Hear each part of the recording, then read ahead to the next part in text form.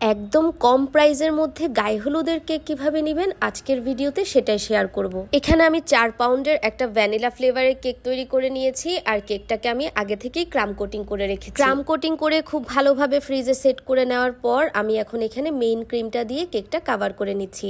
কেকটা পুরোটা white colour cream দিয়ে কভার হবে, তাই আমি এখানে ভ্যানিলা ক্রিম দিয়ে কেকটা পুরোটা কভার করে নিচ্ছি। প্যালেট নাইফ দিয়ে খুব ভালোভাবে ফিনিশিং নিয়ে আসার পর কেকের সাইডে আমি প্যালেট নাইফ দিয়ে কিছুটা দাগ কেটে নিব, অনেকটা।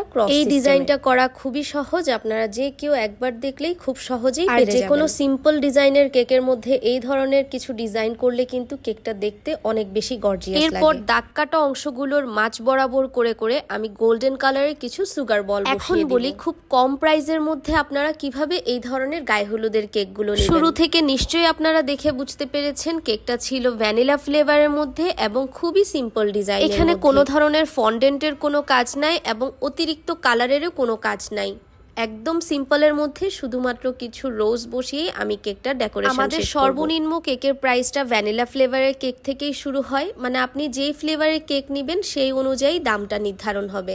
সো এই কেকটা যেহেতু ভ্যানিলা ফ্লেভারের মধ্যে আর ডিজাইনটাও খুবই সিম্পলের মধ্যে, তাই দামটাও কম। এছাড়া আপনারা এরকম 4 পাউন্ডের কেক নিতে না পারলেও আপনারা কিন্তু 1 পাউন্ড থেকেও কেক নিতে পারবেন, মানে হাফ পাউন্ড থেকে শুরু করে যত পাউন্ড ইচ্ছা তত পাউন্ড নিতে পারবেন। আপনাদের সাথে কথা বলতে বলতে আমি কিন্তু এখানে কিছু গোলাপ তৈরি করে নিচ্ছি, আর গোলাপগুলো কিন্তু আমি সবগুলো ক্রিম দিয়ে তৈরি করেছি। এরই মধ্যে আমার কেক বানানোও শেষ হয়ে গিয়েছে। আমার আজকের কেকটা কেমন হয়েছে অবশ্যই জানাবেন। এছাড়াও আপনারা যারা কেক নিতে চান তারা অবশ্যই স্ক্রিনে দেওয়া নাম্বারে যোগাযোগ করবেন, আর যারা কিনা কেক নিতে চান তারা কিন্তু শুধুমাত্র চট্টগ্রাম সিটির মধ্যেই কেক নিতে পারবেন।